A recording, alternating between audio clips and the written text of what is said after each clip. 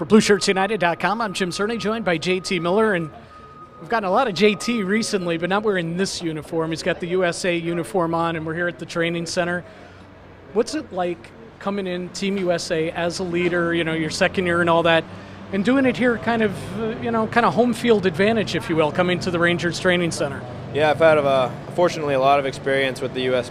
Program here, and I played in Ann Arbor for 2 years and got to know a lot of these guys, played with them, played against some of them, and just a privilege to come out here and get the chance to be one of the older guys, the leaders on the team. And obviously I had the experience from playing last year, so I'm just going to try to help out as much as I can and try to be positive with the guys and move forward every day.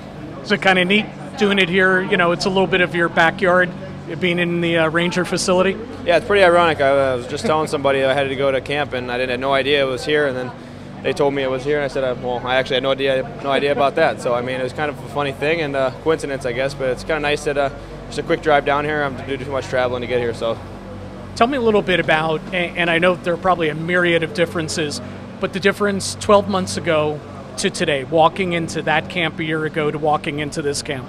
Last year was more of a learning curve for me. I just tried to take in from all the older guys and the vets, and this year I think it's more of trying to pass down what I learned, being one of the only few guys that are actually returning. So just try to take advantage of things I already learned, and then pass on the things that I have learned to the guys that are maybe curious or just maybe a little stressed about the camp, and just try to put them in a good situation to make the team. So, where would you put the intensity at this camp compared to when the bigger group got together in August? Because just from the casual observer here, looked like a pretty intense day for you guys. Yeah, well, this is a really tight-knit group. A lot of us have played together, and I think that's really going to help, because in practice, when we played back in the program there, we won our gold medal, and I think a big reason is that because we got pressured so hard in practice and push each other, and I think that's a really big part of this now, and clearly you can see all the enthusiasm and the hard work that's happening, and it's only been the second or third practice, so I'm really excited to finally get into some games and see how we hold against the other teams. But I don't know, it should be real great, and all the guys are looking forward to it. You mentioned the other teams. Obviously there's going to be great competition out there. A lot of people want to talk about Canada, especially in a work stoppage year, and the talent that they've been able to add to their roster this year because of that, certainly headed by Ryan Nugent Hopkins, among others.